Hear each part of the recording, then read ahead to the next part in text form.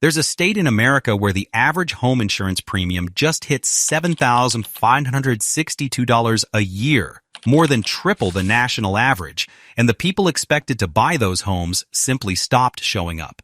And it's not just one state. Across the country, the housing map is cracking in places nobody saw coming 3 years ago. Sunbelt boomtowns where bidding wars used to last 90 minutes now have homes sitting on the market for 90 days. Mountain towns that doubled in price during the pandemic are now watching listings rot through entire seasons. Coastal communities where insurance premiums quintupled in 5 years are watching deals collapse at the closing table because no underwriter will touch the property. In this countdown, we're exposing the 10 states Americans have stopped buying homes in 2026. And we're not doing the lazy, everything is fine version. We're talking about metros, where sellers outnumber buyers by 148%. Cities where foreclosure filings just hit their highest rate in a decade. States where condo values dropped 9.9% in 12 months, and the special assessment letters keep arriving in the mail like overdue parking tickets. One state on this list is so structurally repriced that buyers now walk away after seeing the insurance quote. Another has 47 metros where homes sit longer than the average dating relationship. A third saw its median home price drop $183,000 from peak in just 30 months. Think about it. You probably know someone trying to sell a house right now, or someone who just gave up. Subscribe before your local market makes the next one. Like the video if you've ever stared at a Zillow listing and asked, why has this been on the market for 180 days? Now you know. Let's break it down. Number 10. Idaho, the Mountain West dream that quietly became a Mountain West margin call. There's a state where home prices grew 26.3% in a single year during the pandemic. And now appreciation is barely positive while foreclosure filings are climbing 94% year over year. Welcome to Idaho. Idaho was the migration darling of 2020 to 2022. California refugees, remote workers, retirees with cash, and Instagram influencers all converged on Boise like it was the last freedom on the map. Cheap real estate, mountains, no state income tax on Social Security. A vibe somewhere between a national park brochure and a tax shelter. Then the math broke. The numbers. Idaho home appreciation peaked at 26.3% in May 2021, according to construction coverage analysis of Redfin data. By January 2026, year-over-year price growth had collapsed to just 1.1%. The state recorded 206 foreclosure filings in October 2025 alone, up 94.34% year-over-year. Median home price in Boise sits around $498,000, with year-over-year change essentially flat to slightly negative. Days on market in Canyon County have stretched to roughly 61 days, up sharply from pandemic-era highs. And Idaho's housing market just landed in the bottom 15 nationally for competitiveness, after being a top 15 hottest market in 2021. We bought in 2022 for $580,000. The same house across the street just sold for $510,000. We're not selling for a long time. What it's like. Buying in Idaho today is like dating someone who used to be the most popular person in school and still expects you to fight 3 other suitors for a coffee date. Picture this. You drive past a beautiful new build in Meridian. For sale sign has been there since November. Price reduction, $15,000, then $25,000. Then motivated seller, bring all offers. The seller bought in March 2022 with a 3.1% mortgage and a dream of doubling their money. Now they're sitting on negative equity and a moving truck deposit they already paid. Where it gets uncomfortable, Idaho's economy is still strong on paper, with Micron's $15 billion expansion and Meta's $800 million data center anchoring Boise's tech corridor. But the housing market got priced for a migration wave that already crested. Population growth is now concentrated in just a handful of zip codes, and the rest of the state is absorbing the correction. Sharp contrast. Idaho and Wyoming both ride the Mountain West appeal. Wyoming's housing market has stayed remarkably stable, with no boom and no correction. Idaho went up like a rocket, came down like a parachute, and is still drifting. Idaho isn't failing because the mountains stopped being beautiful. It's failing because the price tag finally outran the paycheck and the migration wave moved on. Number 9. Utah, where the Wasatch Front met the affordability cliff and chose the cliff. Welcome to Utah. Utah was supposed to be the next Colorado without the smoke. Strong economy, young population, tech hub in Silicon Slopes, mountain access for skiing. The kind of place where families with kids and W-2 income could buy a real house and still drive to a national park on weekends. Then the prices doubled, the rates tripled, and the math stopped working. The numbers. Utah median home price hovers around $530,000 to $560,000, depending on the metro and the source. The Wasatch Front saw home prices climb roughly 50% from 2020 to 2022 before plateauing. Statewide, sellers are increasingly pulling homes off the market rather than reducing prices, leading to flat to slightly negative year-over-year growth. Property taxes have climbed roughly 30% in some Salt Lake County districts since 2020, and homeownership rates among Utah millennials and Gen Z have dropped to multi-decade lows. My buddy listed his Lehigh house in October. It's still listed. He's now renting it out and pretending he wanted to be a landlord all along.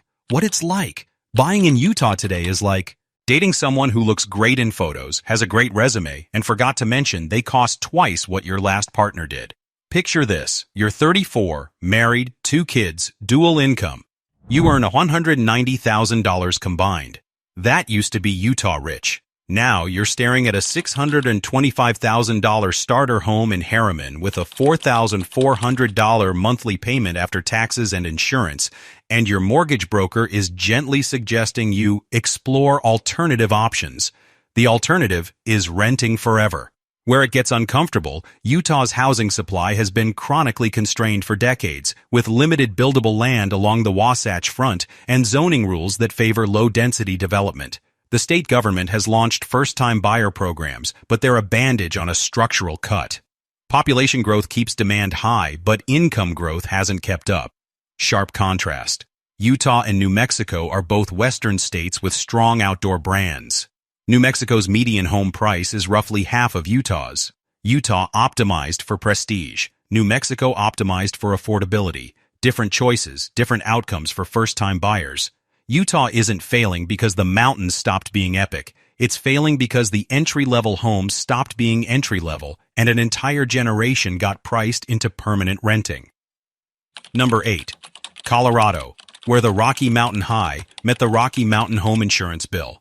There's a state where wildfire risk has caused major insurers to stop writing new policies in entire counties, and the housing market is quietly absorbing the consequences. Welcome to Colorado.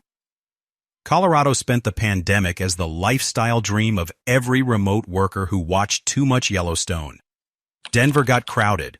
Boulder got expensive. Colorado Springs got discovered. Mountain towns from Steamboat to Telluride sold for prices that would have been considered absurd in 2019. And then 3 things hit at once. The numbers. Colorado median home price sits around $580,000 statewide, essentially flat year over year. Statewide insurance premiums have risen approximately 30% since 2020, with mountain counties seeing increases above 50%.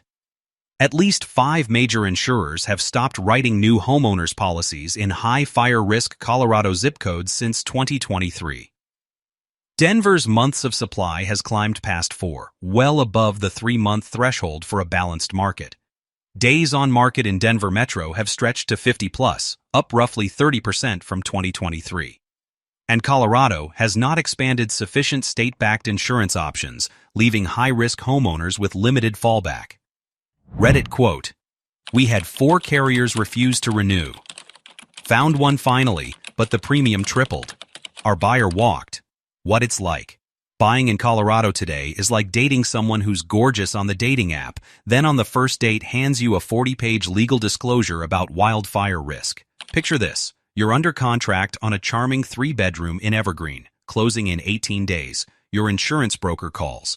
The 6 carriers you applied to all declined. The state's last resort insurer wants $11,000 a year with a $25,000 wildfire deductible. Your lender requires bindable coverage. The deal collapses. You're back to renting in Lakewood. Where it gets uncomfortable, Colorado's wildfire risk has accelerated dramatically over the last decade, with the 2021 Marshall Fire wiping out over 1,000 homes in suburban Boulder County and setting a new precedent for what insurers consider underwritable. The state's insurance market has been slow to develop alternatives, and the FAIR Plan equivalent has limited capacity. Sharp contrast, Colorado and Oregon both face wildfire pressure on housing markets. Oregon's state government created a more aggressive insurance backstop and zoning reform program. Colorado moved slower. Oregon homeowners have more options. Colorado homeowners have more bills. Colorado isn't failing because of climate alone. It's failing because the insurance market priced in the climate and the housing market hasn't fully absorbed the consequences yet. Number 7. Montana, where the Yellowstone effect officially expired and Bozeman is left holding the receipt. There's a state where the median single-family home price in Bozeman dropped from $898,000 in May 2023 to $715,000 by February 2026, a $183,000 evaporation in less than 3 years. Welcome to Montana. Montana spent 4 years as the celebrity-anointed answer to remote work. Yellowstone, the show. Yellowstone, the park. Big sky, big real estate dollars, big out-of-state money buying homes sight unseen and bidding $50,000 over asking on listings the seller hadn't even cleaned yet. Then the show ended, the rates climbed, and the wave receded. The numbers. Bozeman median single-family home price dropped roughly 20% from peak, from $898,000 in May 2023 to $715,000 in February 2026. Roughly 80% of Montana mortgage holders have rates 2 to 3 percentage points below current market rates, effectively freezing inventory. Days on market in Bozeman have stretched to over 90 days for many listings. Out-of-state migration has slowed dramatically, with some real estate agents reporting California buyer activity down by more than half from 2022 peaks. And Montana has no state income tax break that compensates for the cost of living, with median household income lagging the median home price ratio for the first time in state history. Reddit quote, "The Yellowstone people are gone. The locals can't afford anything. The market is just sitting there. What it's like. Buying in Montana today is like dating someone who used to be famous, still believes they're famous, and is wondering why nobody is showing up to their show." Picture this. You drive through Bozeman in March. 3 out of every 4 corner lots have a for sale sign. Half of those signs have been there since last summer. The seller bought in 2022 for $850,000, listed for $899,000 in 2024, and is now hoping to clear $720,000 to break even after closing costs. The Welcome to Bozeman billboard still says America's last best place. The math no longer agrees. Where it gets uncomfortable, Montana's economy never fully diversified to support the housing prices that arrived during the pandemic. The state's leadership leaned into the marketing of Big Sky Country and underbuilt the affordable housing supply that locals needed. Now the celebrity migration has slowed, and the local economy can't support the inflated price floor. Sharp contrast. Montana and Idaho followed similar trajectories during the pandemic.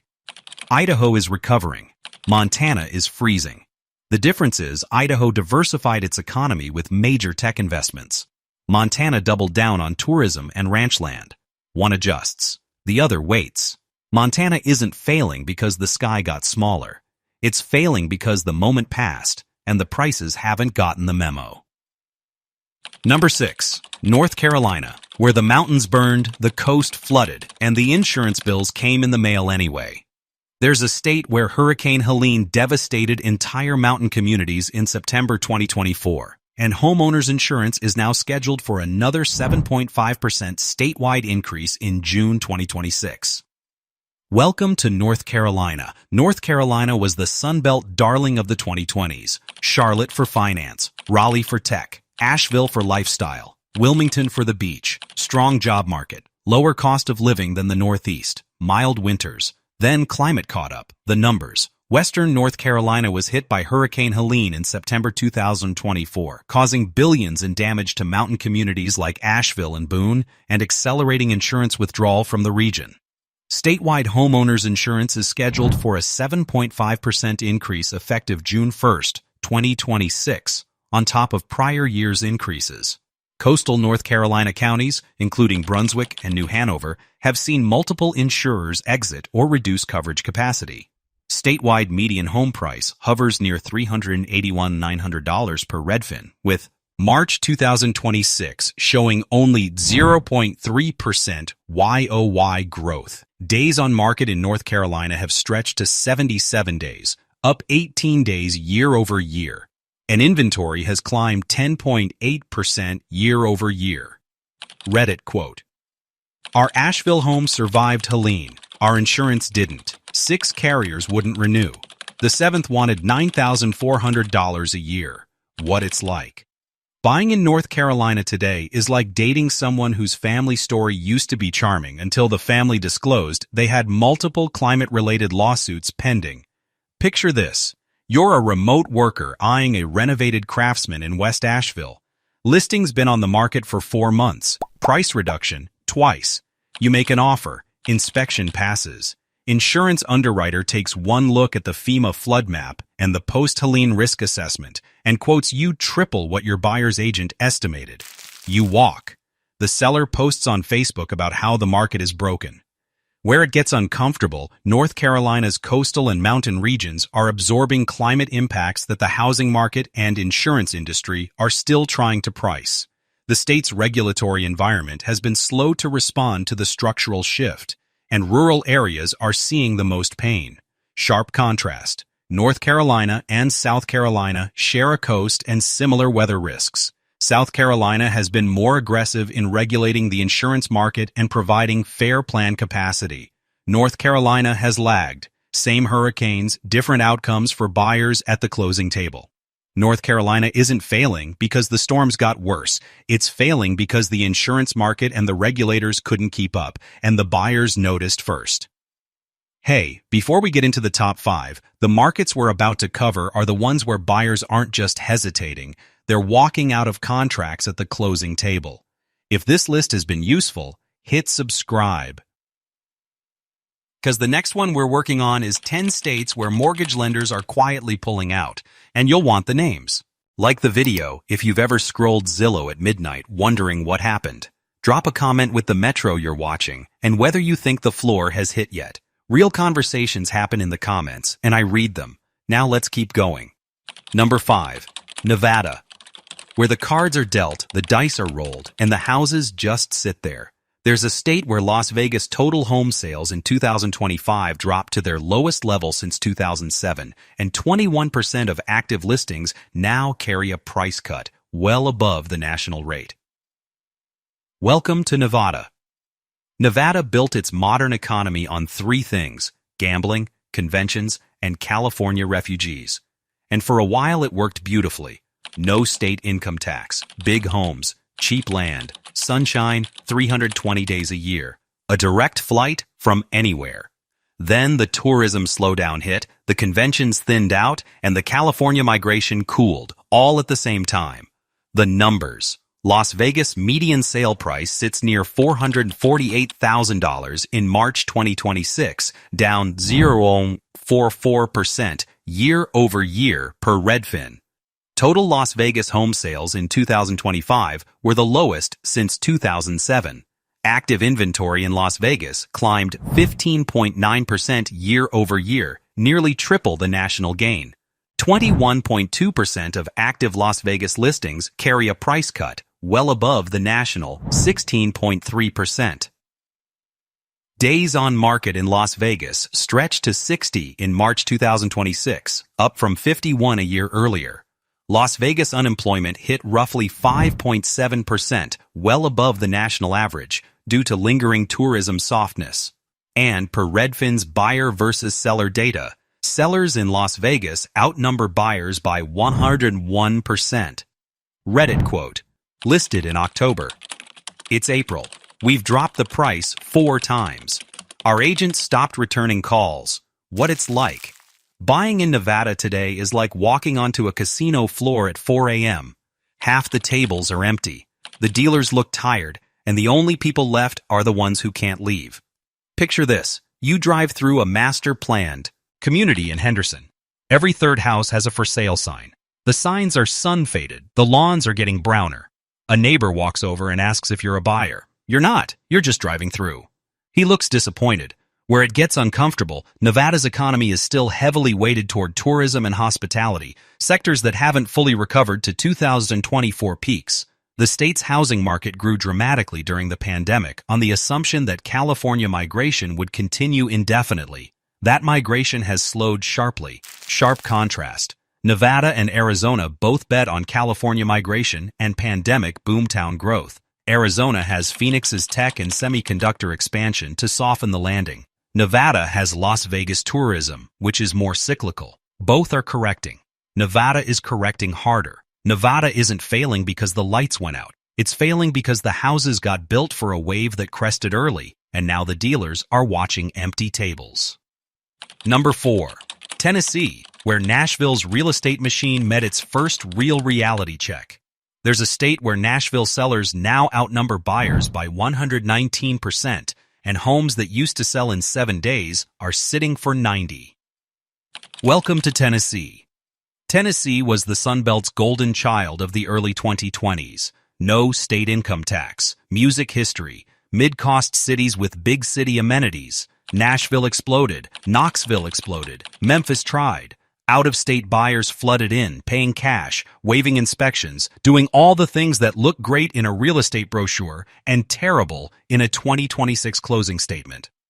The numbers. Nashville sellers outnumber buyers by 119% per Redfin's March 2026 buyer-seller balance data, the second worst in the nation behind only Miami. Statewide median home price sits around $336,000, essentially flat year over year. Days on market in Nashville have stretched to 70+ in many submarkets, up dramatically from 14 to 21 days at the 2022 peak. Tennessee inventory has climbed roughly 12% year over year, and several Nashville area metros have posted year-over-year price declines for the first time since 2011. Reddit quote, "We bought in East Nashville in 2022 for $625,000.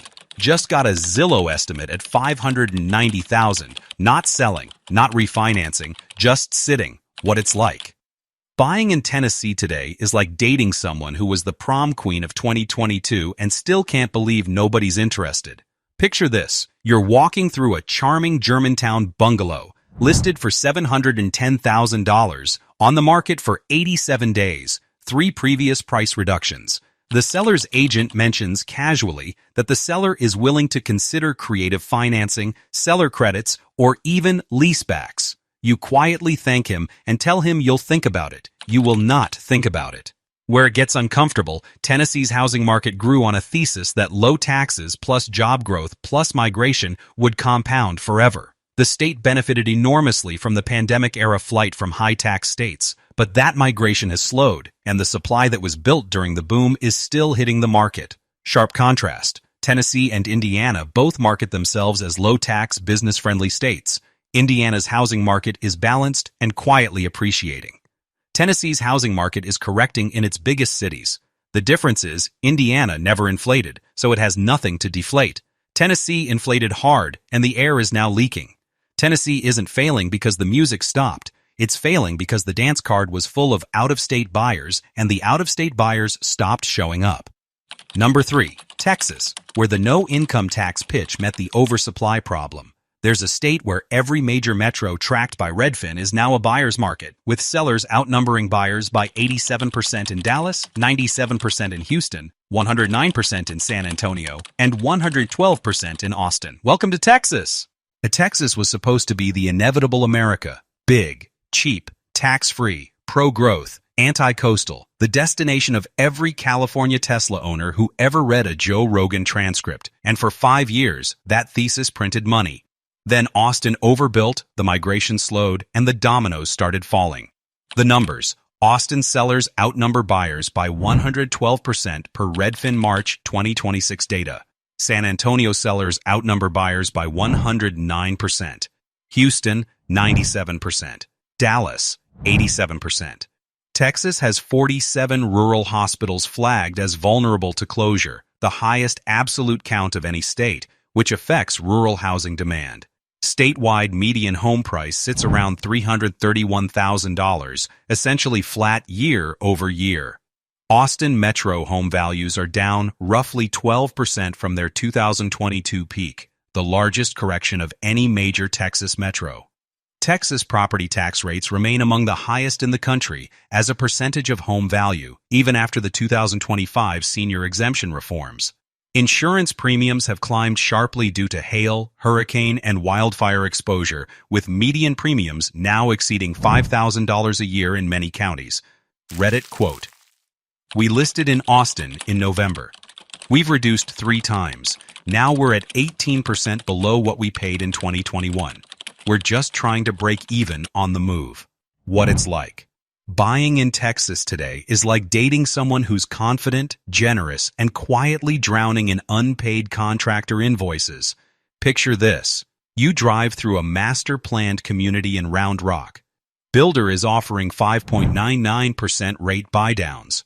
Closing cost credits, free upgrades, a free fridge, a free pool, anything to move inventory.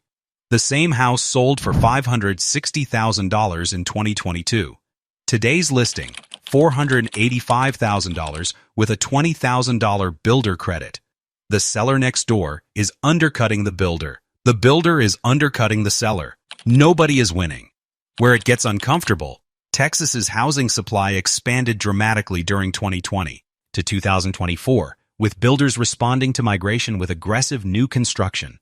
The migration has slowed, but the supply is still arriving. The state's no-income tax appeal remains real, but it's now competing with property tax, insurance, and grid reliability concerns that didn't exist at this scale 5 years ago. Sharp contrast. Texas and Florida both rode the no-income tax narrative. Florida is dealing with an insurance crisis. Texas is dealing with an oversupply crisis, different flavors of the same correction. Texas isn't failing because the migration ended. It's failing because the migration ended after the supply was already built, and the math caught up faster than the marketing. Number 2, Arizona, where the desert lifestyle met the desert price tag, and the price tag won. There's a state where Phoenix home prices are down 5.2% year over year, and Zillow's home value index shows the entire state down 6.8%, the steepest statewide decline in the country. Welcome to Arizona. Arizona built its post-pandemic identity on a simple promise. Sunshine, affordability, tax incentives, a semiconductor boom led by TSMC's massive Phoenix expansion. And for 3 years it worked. Phoenix went from a top 15 hot market to a national migration darling. Then the heat got worse, the insurance got expensive, the water concerns got real, and the prices stopped pretending. The numbers. Phoenix median home price sits at $460,000 in March 2026, down 5.2% year over year per Redfin. Arizona statewide home values are down 6.8% over the past year, according to Zillow's Home Value Index. Phoenix days on market climbed to 51, with some homes sitting more than 150 days. The Phoenix Metro has roughly 22,000 active listings, the highest count in nearly a decade. Tucson has posted year-over-year declines between 3.8% and 6.1%, putting it in the top 5 worst-performing major metros in America. Foreclosures in Maricopa County, while still historically low, have climbed 33% year-over-year, and insurance premiums have risen sharply due to wild fire and extreme heat risk, with some counties seeing 40% increases since 2022. Reddit quote, "We bought a house in Surprise in 2022 for $475,000. Just got the appraisal for refinancing. $420,000. The bank wouldn't let us refinance." What it's like. Buying in Arizona today is like dating someone who looks tan and confident on the dating app and turns out to be tan because the AC stopped working in their living room. Picture this. You're house hunting in a stucco-lined community in Goodyear. Beautiful homes, beautiful pools. 8 active listings on 1 cul-de-sac. The agent shows you 3 of them. All have been on the market more than 90 days. All have had 2 to 3 price reductions. The agent quietly mentions that the seller of one is very motivated because they're relocating for a job and need to close before the school year. You ask what motivated means. The agent says, "Bring whatever offer you want." Where it gets uncomfortable, Arizona's growth was built on the assumption that semiconductor jobs and California migration would absorb the supply that builders were aggressively constructing. The supply arrived, the demand softened, and the structural costs of owning in Arizona, insurance, water, energy, climate adaptation, all kept climbing. Sharp contrast. Arizona and New Mexico share a desert and a southwestern aesthetic. New Mexico's housing market never inflated as dramatically and is now appreciating modestly. Arizona inflated hard and is correcting hard. Same desert, different exposure. Arizona isn't failing because the sun stopped shining. It's failing because the sun got more expensive to live under, and the buyers did the math. Number 1. Florida, the sunshine state that quietly became the insurance state, and the insurance bill won. There's a state where the average home insurance premium hit $7,562 in 2026, where Cape Coral home prices dropped 9.6% year-over-year, the worst metro in America, and where Miami sellers outnumber buyers by 148%. Welcome to Florida. Florida is the housing story of 2026. For half a decade, it was the migration darling of the entire country. Retirees flooded in, remote workers flooded in, California refugees flooded in. Builders couldn't build fast enough. Cape Coral, Tampa, Sarasota, Orlando, Jacksonville, the entire state was a price-up arrow. Then the insurance crisis arrived. Then the condo crisis arrived. Then the foreclosures arrived. Then the buyers stopped showing up. The numbers. Florida's average home insurance premium hit $7,562 a year in 2026, the most expensive state in America, and 181% above the national average per Insurify data cited by Fortune. Cape Coral posted a 9.6% year-over-year price drop, the worst-performing major metro in the country. Miami sellers outnumber buyers by 148%, the most lopsided buyers market in America. Florida condo values dropped 9.9% over 12 months, with 13.2 months of supply statewide and 92% of major condo markets posting declines. Florida led the nation with 0.44% of homes receiving foreclosure filings in 2025, including 4,962 filings in January 2026 alone. The 2021 Surfside collapse triggered new structural inspection laws that have hit condo owners with six-figure special assessments across South Florida. And while DeSantis announced 8.7% rate reductions for Citizens insurance policyholders in early 2026, premiums remain dramatically elevated relative to the rest of the country. Reddit quote, "The condo special assessment came in last month. $48,000. We don't have $48,000. We're trying to sell. Nobody's bidding. What it's like." Buying in Florida today is like dating someone who's beautiful, sun-kissed, and quietly receiving certified mail every Tuesday from the structural inspector, the insurance carrier, and the HOA. Picture this. You're under contract on a two-bedroom condo in Naples, closing in 3 weeks. The HOA sends a letter. Special assessment for structural reserves, $62,000, due in 90 days. Your insurance underwriter calls. The carrier wants $11,400 a year, with a 5% wind hurricane deductible. You do the math. The deal collapses. You walk. 6 other buyers walked from the same building this month. Where it gets uncomfortable, Florida's housing crisis isn't a bubble pop. It's a structural repricing of the cost of owning property in a state where insurance markets have been disrupted for 5 years, where post-Surfside condo regulations are forcing decades of deferred maintenance into the present-tense balance sheet, and where domestic in-migration has collapsed roughly 93% from its 2022 peak. The state government has passed reforms. Citizens Property Insurance has reduced its policy count from 1.4 million in 2023 to roughly 385,000 by year-end 2025. But the structural costs have stuck. Sharp contrast. Florida and Texas were the twin Sun Belt magnets of the post-pandemic era. Texas is dealing with oversupply.